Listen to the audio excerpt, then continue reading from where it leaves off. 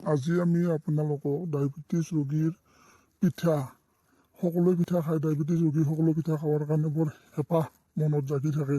গতিকে আমি ডায়েবেটিছ ৰোগীসকলে কেনেদৰে পিঠা বনাব, আপোনালোকে কেনেকৈ বনাই খুৱাব, তেওঁলোকে ভাল পাব খাই। গতিকে আমিতো খাই থাকোঁ, তেওঁলোকে চাই থাকে, গতিকে অলপ বেয়াও লাগে দিয়কচোন। সেইকাৰণে আমি ডায়েবেটিছৰ কাৰণে, ডায়েবেটিছ ৰোগীসকলৰ কাৰণে পিঠা কেনেকৈ বনাব লাগে সেইটো আপোনালোকক আজি দেখুৱাই আছোঁ।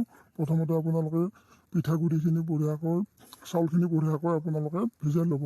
ভিজাই লৈ পেলাই আহি যেতিয়া ভিজোৱাটো হৈ যাব, আপোনালোকে গম পাব যে পিঠা বনোৱাৰ কাৰণে পিঠাগুড়ি হৈ যাব, তেতিয়া আপোনালোকে ঢেঁকীত এনেদৰে খুন্দিব পাৰে।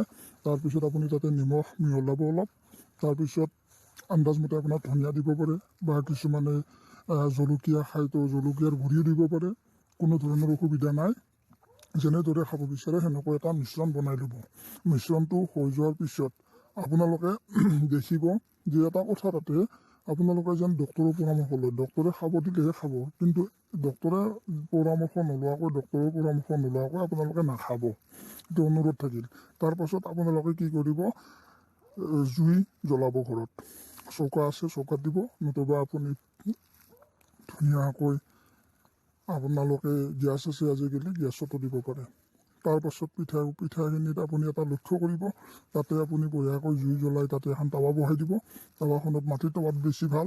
তাৰপিছত তাতে আপুনি যেনেকুৱা দেখুওৱা হৈছে তেনেদৰে পিঠাগুড়িখিনি দি দিব। তাৰপিছত আপোনালোকে বেছি সময় ল'ব নালাগে, দিয়াৰ লগে লগে আপোনালোকে মিশ্ৰণখিনি দি দিব আন্দাজমতে। তাৰপিছত আপুনি হাতেৰে নালাৰিব, কিন্তু হাতেৰে লাৰিলে আপোনালোকে পৰিব পাৰে।